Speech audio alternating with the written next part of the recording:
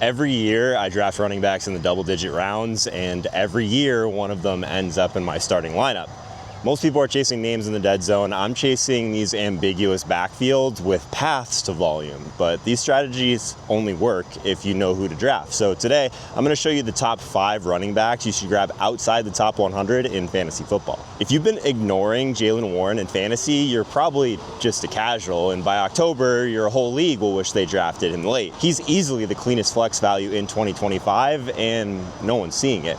Let's break this down. He's the guy where you look up mid-season and you realize there's this one guy that's been carrying you that you ended up drafting pretty late. Warren's going at the 8-12. That's maybe RB3 territory on most boards. So what are you really buying? He's a back that ranked 3rd in yards after contact per attempt, 15th in missed tackles forced per attempt from weeks 8 through 18. And this is what people miss. Even when the role wasn't full-time, Warren produced. People look at Pittsburgh and say, but Caleb Johnson's there now. And yeah, Johnson's a factor, no doubt. The guy racked up 1,500 yards, 21 touchdowns at Iowa, and he's built to handle volume. But let's really think about what that means for a second. Pittsburgh isn't making one guy the hero this year. In Arthur Smith's system, it's run heavy, play action, ball control, and that's where Warren thrives. They're not going to have just one guy being the hero in that backfield. He's the piece that fits perfectly in this committee. He's explosive enough to flip game script and efficient enough that he doesn't need 20 carries to deliver value in fantasy. That's what Warren does. That's what he's consistently done. He forces the issue and is completely game script independent. New OC, better game scripts, Rodgers under center. This offense is just going to move the ball differently, and Warren is the guy who's about to capitalize on that. People want to say Warren's just a flex play, but even if he gets 45% of the touches, he's a flex that you probably don't take out of your lineup. And in a run-first offense where Rodgers is being protected, where game scripts that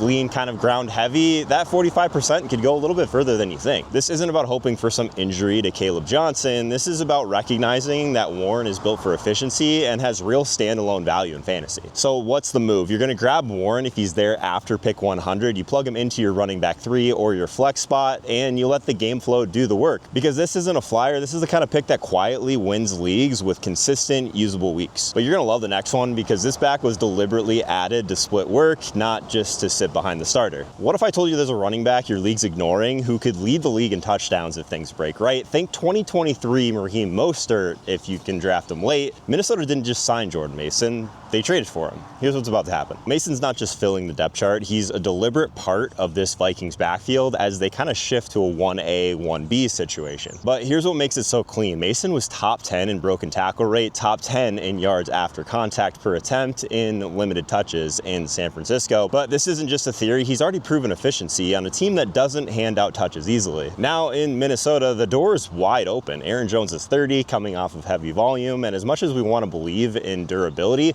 the Vikings just told you with their actions that they're planning for balance. And let's not ignore the macro layer here. Minnesota's offensive line, top 12 run blocking unit last year by most metrics, and that was without the Mason-Jones pairing that they had in mind. Mason's skill set, physical, decisive, falls forward, it fits perfectly with what this scheme wants to do, so double-digit touchdowns is not out of the question. Most people look at Mason and think, but he's just a backup. You're not going to be that person. You're drafting the guy who's going to get work even if Aaron Jones is healthy, and the guy who's going to become a league winner if Jones misses time. This is contingent upside, committee upside, and a high efficiency pick all wrapped up into a 9th rounder. That's not just depth to your fantasy team, he's leverage. So what's the move? You draft Mason as often as humanly possible, you sit him, and you wait. The second Minnesota shifts to more committee looks, or if Jones starts to wear down, Mason's the kind of player you don't just start, you might count on him down the stretch. So this isn't a stash.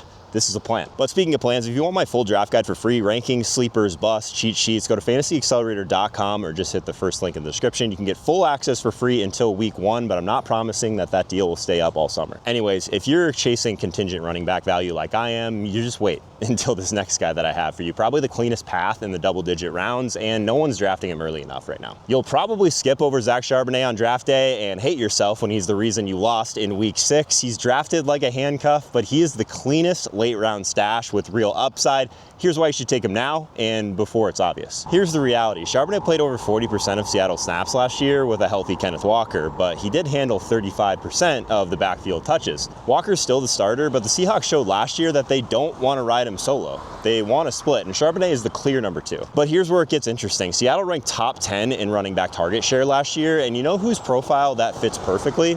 Charbonnet's. He logged a 10% target share last year, and they trusted him in pass protection. And what if Walker misses time? Charbonnet vaults into an 80% role. You saw it in flashes last year in games where he handled 15 plus touches where Walker was dinged up. And there are people out there that are just chasing rookies right now with way less clarity. Charbonnet's path is pretty clear. If Walker's healthy, he's an easy flex value in PPR. If Walker goes down, he has league-winning upside. That's the exact kind of running back that you want to take late. That's the kind that can flip your entire season without costing you anything. Now, I can already see the comments. He's just a handcuff. No, this is a flexible role pick with contingent upside, significant contingent upside. Charbonnet isn't just waiting for a miracle. He's part of the plan. So one tweak to Walker's health, he's the entire plan. All right, so what's the move? First, you're gonna grab him in the 10th every time. You're gonna sit him, and you're probably gonna wait. But when the opportunity hits, you're holding one of the running backs who can take over an entire backfield while everyone else is scrambling. And when opportunity hits, you're the one holding the running back who can take over this entire backfield while everyone else is scrambling on the waiver wire. Charbonnet isn't just a stash. He's the exact profile that wins leagues from your bench. All right, that was a clean committee situation. Now let's talk about a volume play that's hiding in plain sight that no one else seems to care about. There's always one running back who people overthink in fantasy drafts. In 2025, it's Rachaad White. He is the cleanest volume pick, sitting there in the 12th, and nobody's seeing it. Everyone's too busy chasing rookies in this range, but White is the boring pick you'll thank me for in week 2. Let's break it down. White's ADP is in the 12th or 13th round. That's insane when you look under the hood. He cracked 1,000 total yards last year, despite losing touches to Bucky Irving. He scored 9 touchdowns and finished in the top 25 fantasy points per game at the position. But guess what else? The Bucs didn't add any serious competition in the offseason. No free agent splash, no premium draft capital sunk into this backfield. So White's role didn't just shrink. If anything, it consolidated. And at this price, that's a legit cheat code. Here's where most people get tripped up. They want to knock on the efficiency, but the passing game work is what matters here. He was top 20 in running back target share, and those weren't dump offs. Those were designed looks, option routes, screens. But no one wants to factor in this. Baker has shown repeatedly that he will check it down to running backs early and often. There's no reason that this shifts in 2025, not with White's skill set through the air and Bucky pounding the rock on the ground. Let your league mates hold on to the lack of efficiency narratives because we already know they're too lazy to look at the real numbers. White was number 3 in yards created per touch last year, which basically means that he got what was blocked and more consistently. Exactly what coaches value if we're being real, and we already know that he can handle a massive workload if Bucky does go down. So in the 12th or 13th round, you're drafting a potential workhorse disguised as a forgotten man, and that's how you win late. So what's the move? You draft White if he falls in your league. You're getting floor, ceiling, volume, and pass catching insurance for a pick that costs you nothing. Forget the noise. He's one of the best running back values on the board in 2025. But if you want my top 150 rankings for free, there's a link in the description. That's what I'm using in every draft, but if your league gets it first, you're probably cooked. All right, let's get you guys one more sleeper today. The next back is another PPR cheat code who everyone's scared to click right now. What if I told you the best PPR running back outside of the top 100 is a rookie that everyone's sleeping on, and when your league wakes up, Skattebo will already be gone?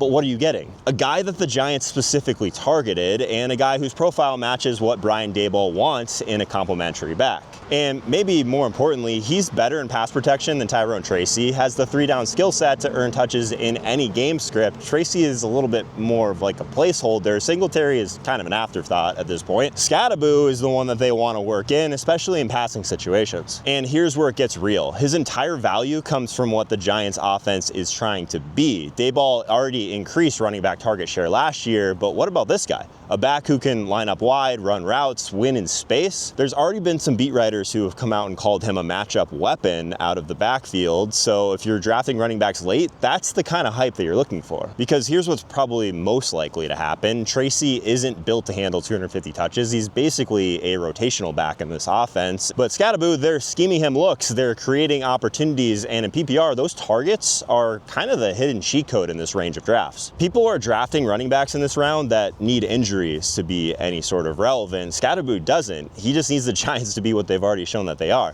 A bad team that feeds pass-catching running backs and rotates early down guys when it's not working. And at this ADP, that's pure profit waiting to happen. So what's the move?